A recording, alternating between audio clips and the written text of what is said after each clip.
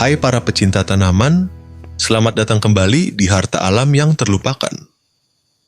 Hari ini kita akan membahas misteri mengapa lidah mertua bisa berbunga dan apa yang saya temukan akan mengubah cara Anda memandang tanaman ini sepenuhnya. Bayangkan ini. Suatu pagi, Anda melewati lidah mertua di rumah, tanaman kuat yang sudah Anda rawat selama bertahun-tahun, lalu tiba-tiba muncul tangkai panjang menjulang dari tengahnya dengan bunga-bunga kecil putih yang mengeluarkan aroma manis pada malam hari. Dan Anda pun berpikir, apa yang baru saja terjadi? Karena lidah mertua hampir tidak pernah berbunga. Kebanyakan orang memilikinya selama 15-20 tahun dan tidak pernah melihat satu bunga pun. Jadi ketika itu benar-benar terjadi, pertanyaannya bukan hanya kenapa, tetapi juga apa artinya. Hari ini saya akan mengungkap misteri itu sepenuhnya. Dan inilah yang mengejutkan. Penjelasan spiritual dan penjelasan ilmiah ternyata mengarah pada kesimpulan yang sama persis, meski datang dari dua jalur yang benar-benar berbeda. Namun, sebelum kita masuk lebih jauh, tekan tombol like dan subscribe, karena apa yang akan Anda dengar setelah ini bisa mengubah cara Anda melihat tanaman ini. Pertama, Anda perlu memahami sesuatu yang sangat mendasar. Lidah mertua, yang juga dikenal sebagai Sansevieria, adalah salah satu tanaman hias dalam ruangan paling populer di dunia. Anda bisa melihatnya di kantor, di ruang tamu, di kamar mandi, di dapur, nyaris di mana saja. Dan alasannya sederhana. Tanaman ini mampu bertahan dalam hampir segala kondisi. Cahaya minim, jarang disiram, suhu yang berubah-ubah, semuanya bukan masalah baginya. Inilah tanaman yang sangat cocok bagi orang yang merasa dirinya tidak berbakat merawat tanaman. Tetapi disinilah bagian menariknya. Dengan semua daya tahan itu, dengan semua kekuatannya, lidah mertua berbunga adalah kejadian yang sangat langka. Ada orang yang sudah memilikinya selama 15 atau 20 tahun dan belum pernah melihatnya berbunga bahkan sekalipun. Ada juga yang baru merawatnya selama 3 tahun. Lalu tiba-tiba tangkai panjang ramping itu muncul dengan bunga kecil berwarna putih atau krem yang melepaskan harum manis, terutama pada malam hari. Dan hal itu memunculkan pertanyaan yang membuat tukang kebun, praktisi spiritual, dan ilmuwan sama-sama penasaran. Mengapa tanaman ini berbunga pada saat ia berbunga? Apa pemicunya? Apakah ini hanya kebetulan? Atau ada sesuatu yang lebih dalam di baliknya? Dan saya akan memberitahu Anda sesuatu yang akan membuat Anda terkejut. Baik penjelasan spiritual maupun penjelasan ilmiah ternyata menuju pada kesimpulan yang sama persis. Hanya lewat jalan yang sangat berbeda. Tetapi, untuk memahaminya, pertama-tama kita perlu melihat apa yang dikatakan oleh tradisi kebijaksanaan. Selama bergenerasi-generasi, di berbagai budaya, lidah mertua dipandang sebagai sesuatu yang jauh lebih besar daripada sekadar tanaman hias. Di banyak rumah yang masih menjaga tradisi lama, tanaman ini sering diletakkan di dekat pintu masuk sebagai pelindung tak terlihat dari rasa iri dan niat buruk. Daunnya yang tegak lurus mengarah ke atas dipandang seperti pedang penjaga, seolah memotong energi buruk sebelum sempat menetap di dalam rumah. Dan menariknya, kepercayaan itu bukan muncul tanpa alasan sama sekali, karena ada logika yang berkaitan langsung dengan bentuk fisik tanamannya. Daun-daun yang runcing itu menciptakan apa yang oleh praktisi feng shui dianggap sebagai aliran energi yang membantu memecah ki negatif sebelum memasuki ruang hidup. Ada juga yang menaruhnya di kamar utama untuk menjaga ketenangan antara suami dan istri. Dalam beberapa tradisi lama, jika sebuah rumah terlalu sering dipenuhi pertengkaran, menempatkan lidah mertua di kamar tempat pasangan, tidur dipercaya dapat membantu memulihkan keharmonisan sedikit demi sedikit. Sekarang, terlepas dari apakah Anda percaya pada hal-hal seperti itu atau tidak, coba pikirkan apa yang sesungguhnya sedang terjadi. Tanaman ini melepaskan oksigen pada malam hari, memperbaiki kualitas udara ketika orang sedang tidur, lalu itu mendukung tidur yang lebih nyenyak, yang pada akhirnya mengurangi rasa mudah tersinggung dan potensi konflik. Di sini, ilmu pengetahuan dan tradisi sebenarnya sedang menggambarkan hasil yang sama, hanya dengan bahasa yang berbeda. Tetapi ketika tanaman ini berbunga, maknanya berubah sepenuhnya. Dalam banyak tradisi, lidah mertua yang berbunga dianggap sebagai tanda langsung dari perlindungan dan harmoni yang sedang menguat di dalam rumah. Itu bukan kejadian acak. Itu bukan sekadar peristiwa botani biasa. Dalam pandangan budaya-budaya ini, tanaman tersebut sedang merespons lingkungan tempat ia hidup. Jika ia berbunga, itu berarti suasana di sekitarnya telah mencapai tingkat keseimbangan yang begitu baik, sampai-sampai tanaman itu mengenalinya dan merayakannya lewat bunga. Dan ada satu hal yang tidak diketahui kebanyakan orang. Dalam banyak komunitas lama, saat lidah mertua berbunga, peristiwa itu bukan hanya diperhatikan, tetapi juga dianggap istimewa. Keluarga akan memberitahu orang-orang terdekat, mengingat harinya, bahkan kadang berkumpul kecil untuk menyaksikan bunga-bunganya mekar pada malam hari. Karena berbunga berarti rumah tangga itu telah mencapai sesuatu yang langka. Itu berarti ruang hidup mereka terlindungi, bukan hanya secara fisik, tetapi juga secara batin. Itu berarti kehidupan di rumah itu sedang berada dalam keadaan yang selaras. Ini bukan sekadar kepercayaan kosong. Ini adalah bentuk pengakuan bersama terhadap harmoni lingkungan dan harmoni sosial. Namun bagi sebagian orang, makna bunga ini tidak berhenti pada perlindungan dan ketenangan saja. Mereka percaya bahwa ketika lidah mertua berbunga, rumah itu bukan hanya sedang berada dalam keadaan baik, tetapi juga sedang membuka jalan bagi datangnya rezeki dan kemakmuran. Di banyak komunitas yang masih menjaga warisan tradisi lama, ada keyakinan yang terus diwariskan dari satu generasi ke generasi berikutnya. Ketika lidah mertua berbunga, itu dipercaya sebagai tanda bahwa rezeki sedang bergerak mendekat. Bentuknya bisa berbeda-beda. Bisa usaha yang mulai lancar, utang yang akhirnya terbayar, atau peluang baik yang datang pada waktu yang tidak disangka. Saya pernah mendengar kisah serupa dari para perawat tanaman berusia lanjut yang telah memelihara lidah mertua selama puluhan tahun. Mereka mengatakan hal yang hampir sama. Setiap kali tanaman ini berbunga di sebuah rumah, dalam beberapa bulan setelahnya seringkali ada perubahan baik dalam urusan keuangan keluarga itu. Kadang berupa pekerjaan yang membaik, bantuan yang datang tepat waktu, urusan usaha yang mulai terbuka, atau beban lama yang perlahan terangkat. Pola itu begitu sering mereka saksikan, sampai-sampai tidak lagi dianggap sekadar kebetulan. Ia sudah menjadi cerita keluarga yang terus diingat dan diwariskan. Ada seorang perempuan tua yang pernah menceritakan bahwa lidah mertua milik neneknya pernah berbunga, dan tidak lama sesudah itu keadaan rumah mereka mulai berubah. Penghasilan yang sempat terhenti kembali berjalan, dan keluarga mereka akhirnya melewati masa sulit yang sebelumnya terasa sangat panjang. Sang nenek selalu berkata bahwa tanaman itu seolah lebih dulu mengetahui, sebelum mereka sendiri menyadarinya, bahwa masa berkecukupan sedang kembali. Entah itu kebetulan atau ada hubungan yang tidak mudah dijelaskan, pola seperti ini cukup kuat untuk tetap hidup dalam ingatan banyak keluarga.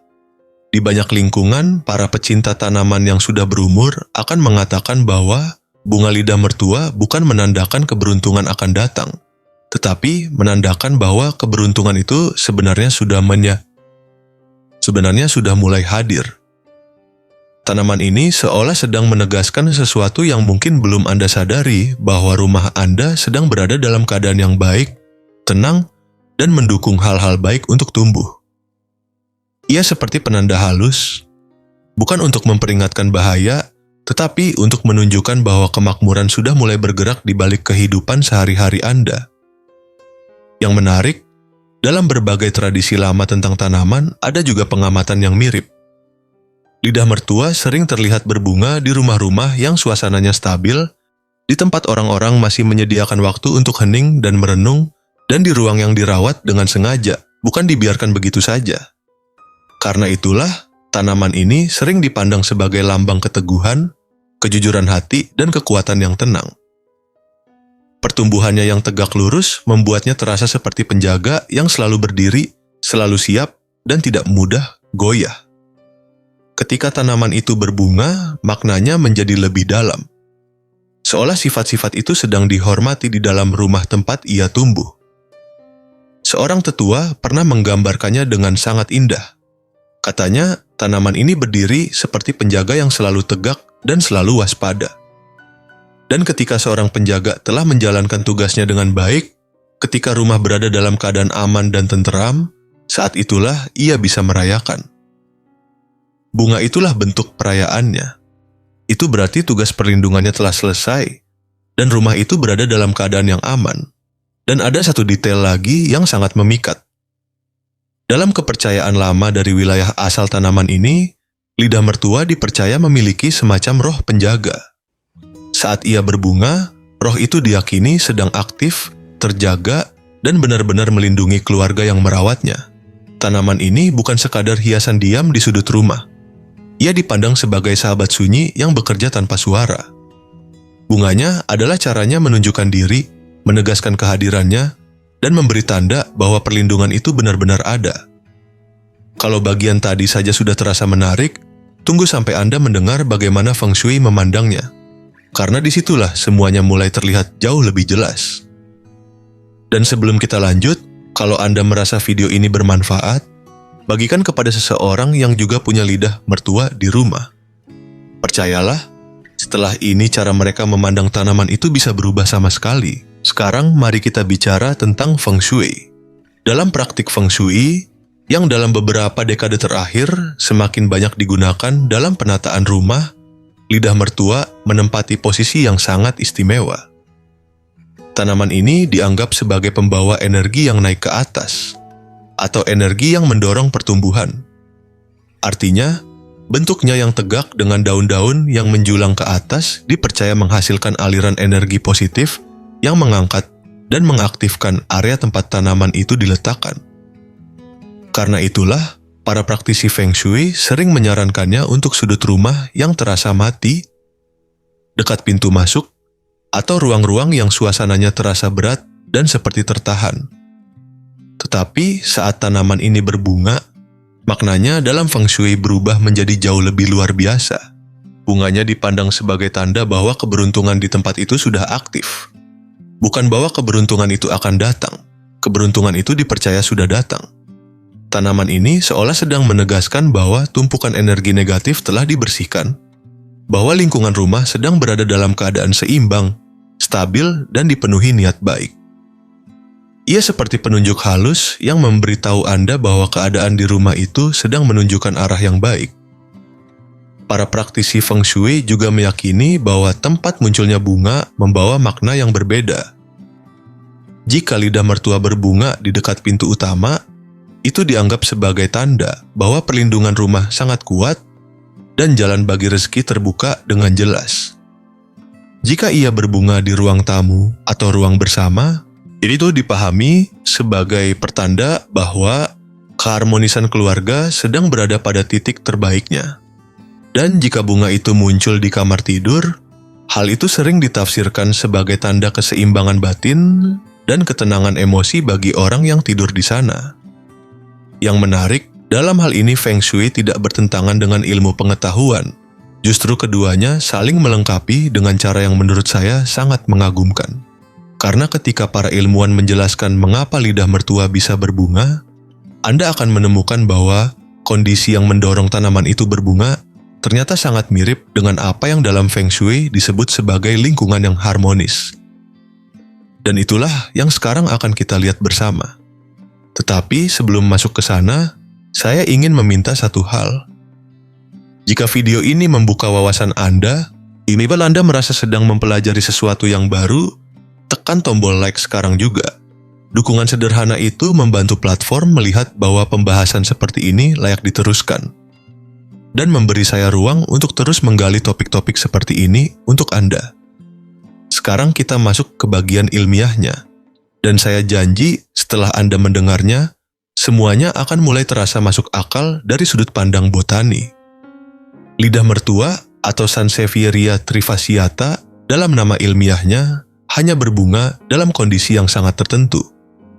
Dan justru disinilah sains mulai terasa benar-benar menarik. Hal pertama yang dibutuhkan tanaman ini adalah kematangan. Kita tidak sedang membicarakan tanaman muda yang baru berumur 1 atau 2 tahun. Lidah mertua harus lebih dulu mencapai tingkat perkembangan yang cukup, biasanya sekitar 3-10 tahun, tergantung cara perawatannya, sebelum ia bahkan mulai mempertimbangkan untuk berbunga. Tetapi kematangan saja belum cukup. Tanaman ini juga memerlukan apa yang oleh para peneliti di berbagai universitas disebut sebagai stres lingkungan ringan. Dan inilah kunci yang sangat penting untuk memahami seluruh misteri ini. Stres itu bukan sesuatu yang buruk. Itu adalah sinyal. Sebuah pemicu biologis yang memberitahu tanaman bahwa keadaan di sekitarnya sedang tepat untuk memasuki fase reproduksi. Ketika lidah mertua mengalami tantangan-tantangan ringan yang terkontrol, seperti penyiraman yang sedikit dikurangi sehingga menyerupai awal musim kering, akar yang mulai terasa agak sesak di dalam pot sehingga memberi tanda bahwa sumber dayanya sudah dimaksimalkan, atau perbedaan suhu siang dan malam yang menunjukkan perubahan musim, tanaman ini membaca semuanya sebagai pesan dari lingkungan. Seolah-olah alam sedang berkata, keadaan sedang berubah. Berkembang biaklah sekarang selagi kesempatan itu masih ada. Dan itu adalah mekanisme bertahan hidup yang telah dibentuk selama jutaan tahun evolusi di ekosistem Afrika Barat. Di habitat asalnya, lidah mertua biasanya berbunga pada masa peralihan musim, ketika musim kering mulai berakhir dan musim hujan mulai datang. Atau sebaliknya. Perubahan-perubahan lingkungan itulah yang memicu respons reproduksi. Karena justru pada masa seperti itulah kondisi sedang paling baik untuk penyebaran biji dan proses perkecambahan. Jadi tanaman ini tidak berbunga secara acak.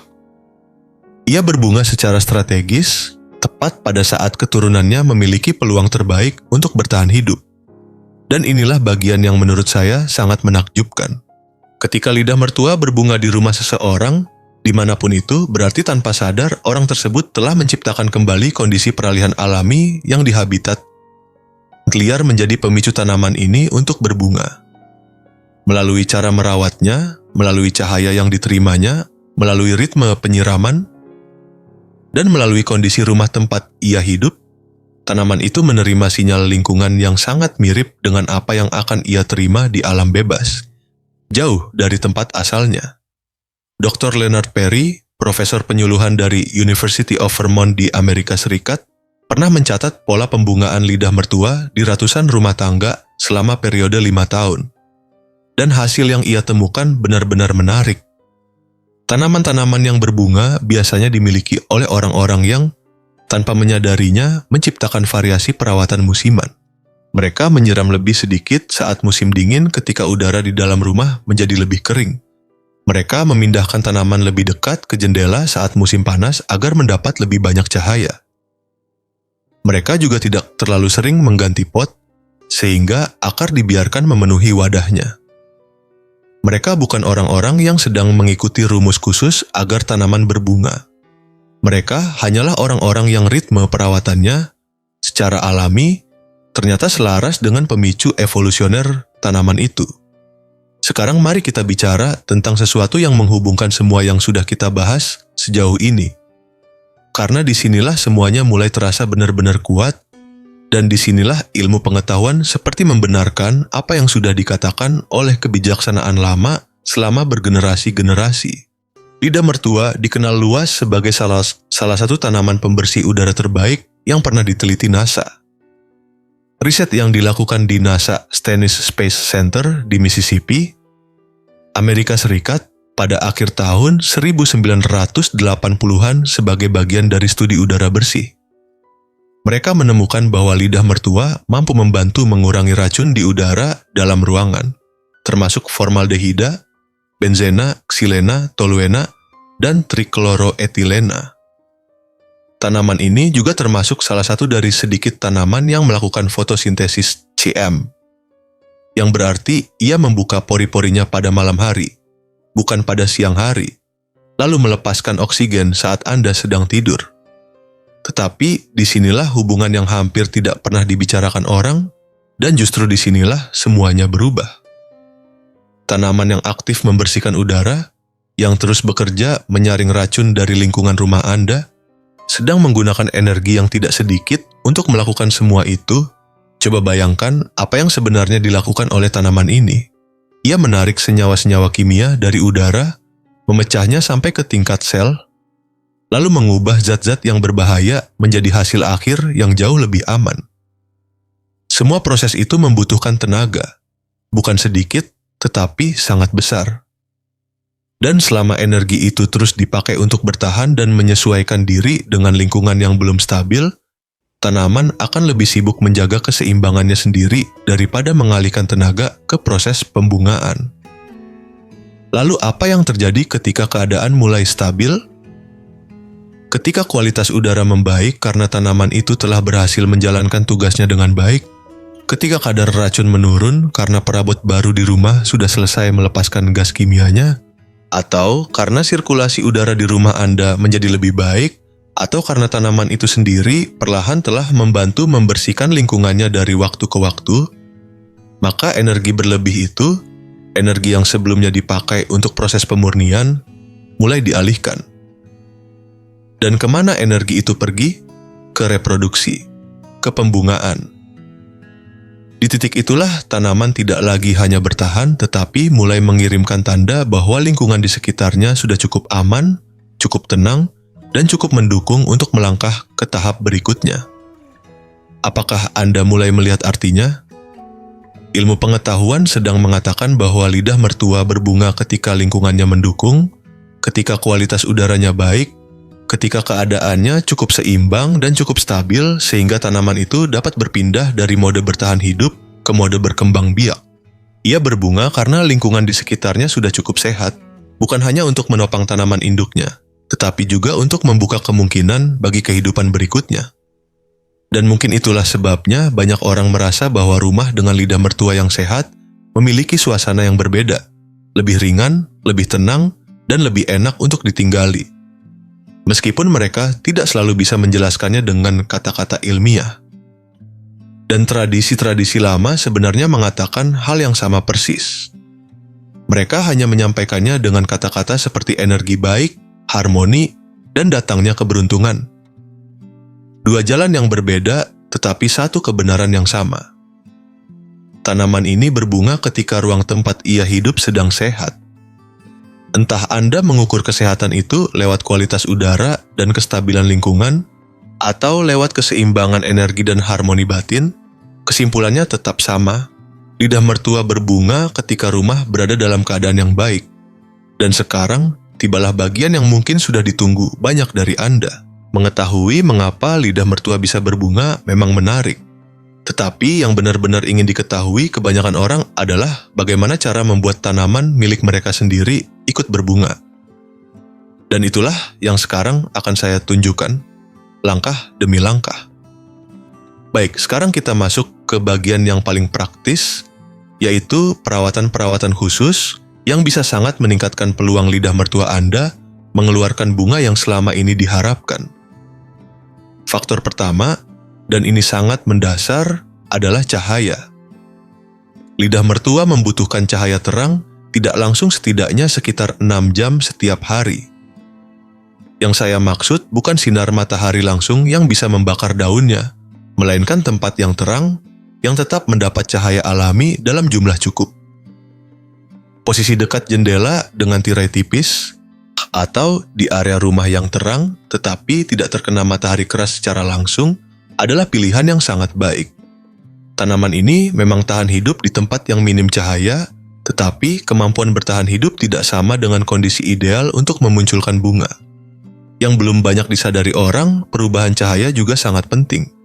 Jika Anda bisa memindahkannya ke tempat yang menerima sedikit lebih banyak cahaya pada masa cuaca lebih cerah, lalu sedikit lebih sedikit saat udara lebih lembab, atau saat sinar matahari tidak terlalu kuat, Anda sebenarnya sedang meniru kondisi alami yang dapat memicu pembungaan. Perubahan seperti inilah yang terjadi di alam.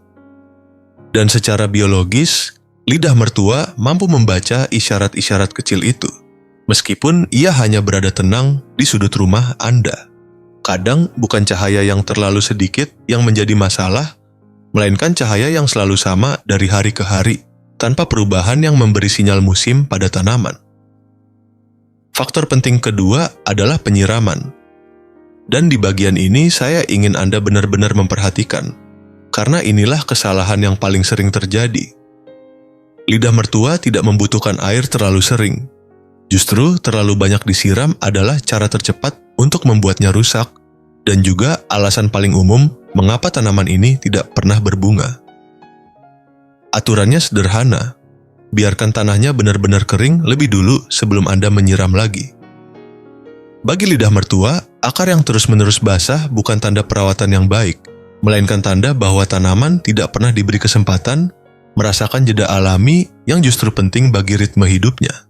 Pada cuaca panas, ini bisa berarti menyiram setiap 2-3 minggu sekali. Pada masa hujan atau ketika udara sedang lebih lembab, bisa cukup sebulan sekali, bahkan lebih jarang. Coba masukkan jari Anda ke tanah sampai ruas kedua. Jika masih terasa lembab, jangan disiram dulu. Sesederhana itu. Banyak orang memberi air terlalu banyak karena mengira semakin sering dirawat, semakin baik hasilnya. Padahal untuk lidah mertua, menahan diri justru adalah bagian dari perawatan yang benar. Sedikit rasa kering yang terkontrol seringkali lebih membantu tanaman ini bersiap untuk berbunga daripada kelembapan yang terus dipertahankan tanpa henti.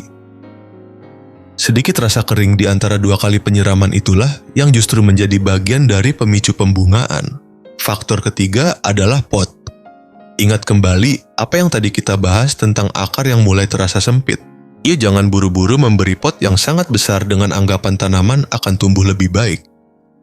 Lidah mertua justru lebih berpeluang berbunga ketika akarnya terasa agak pas di dalam pot. Itu bukan berarti Anda membiarkannya tercekik di wadah yang terlalu kecil. Maksudnya adalah ketika Anda mulai melihat akar muncul dari lubang bawah pot, atau bentuk pot mulai sedikit terdorong oleh tekanan akar, itulah titik yang biasanya paling ideal. Dalam kondisi seperti itu, Anda masih bisa membiarkannya selama 1 musim sebelum memindahkannya ke pot baru. Pada tahap itu, tanaman biasanya tidak lagi sibuk memperluas ruang akarnya, sehingga energinya lebih mudah diarahkan ke proses lain yang lebih matang. Dan justru pada masa itulah peluang tanaman ini untuk berbunga sering berada pada titik tertingginya.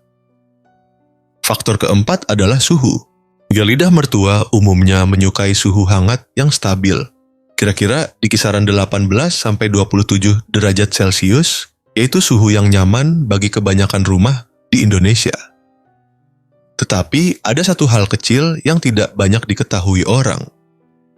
Jika pada malam hari suhu turun sedikit, bukan dingin ekstrem, hanya lebih sejuk dari biasanya, perubahan kecil itu bisa menjadi rangsangan yang dibutuhkan tanaman untuk mulai mengaktifkan proses pembungaan.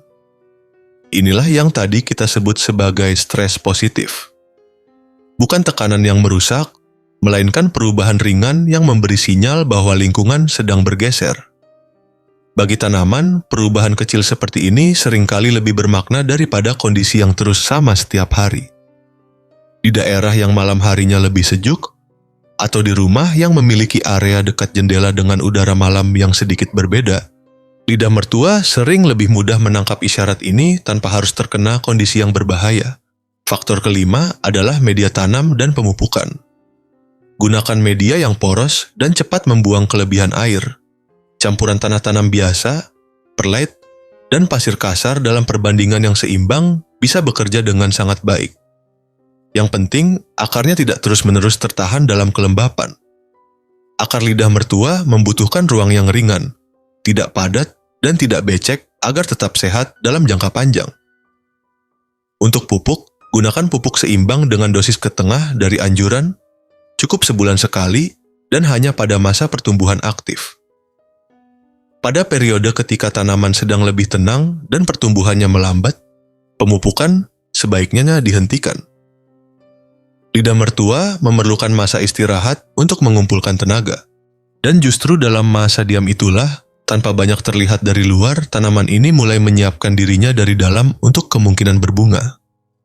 Dan perawatan keenam yang hampir tidak pernah disebut orang adalah kesabaran. Anda tidak bisa memaksa lidah mertua berbunga dalam semalam. Ini adalah proses yang bisa memakan waktu berbulan-bulan setelah kondisi yang tepat benar-benar terbentuk. Tanaman ini perlu waktu untuk membaca lingkungannya, menyesuaikan ritmenya, lalu memutuskan bahwa saatnya memang sudah tepat.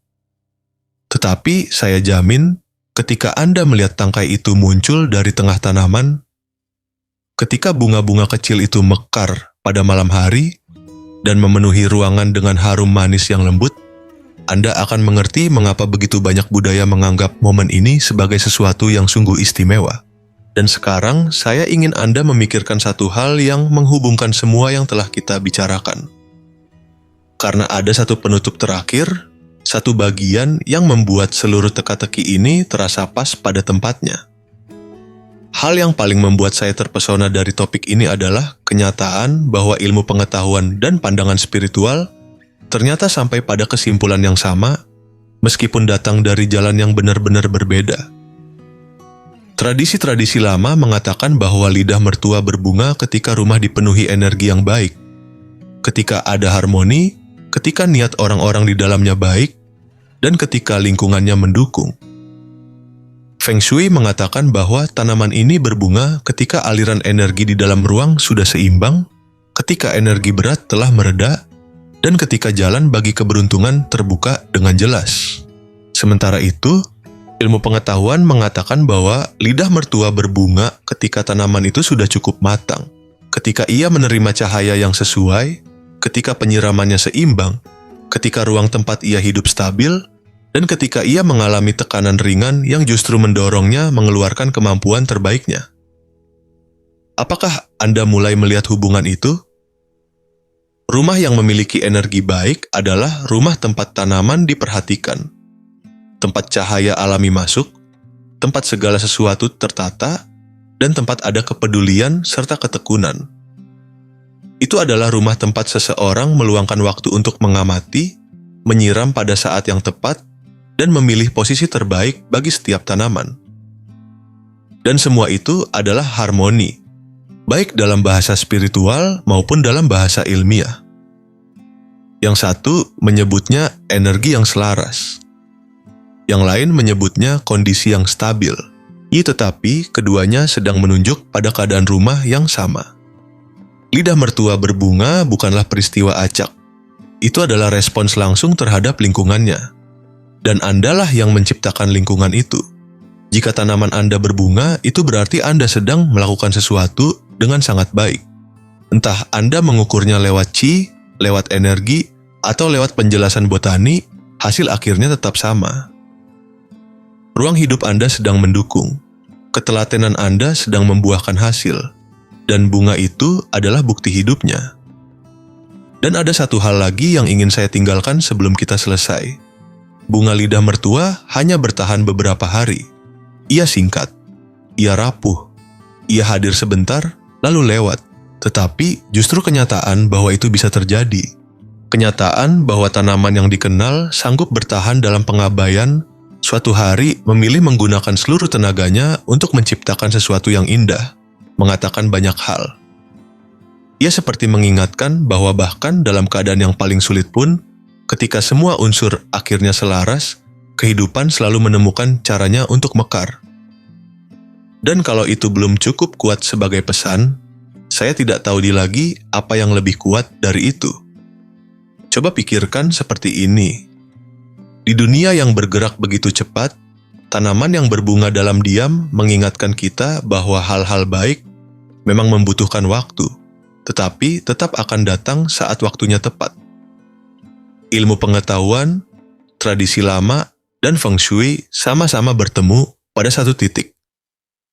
Lidah mertua berbunga ketika lingkungannya sudah benar, dan Andalah yang membantu menciptakan keadaan itu. Apakah lidah mertua Anda pernah berbunga? Tulis di kolom komentar.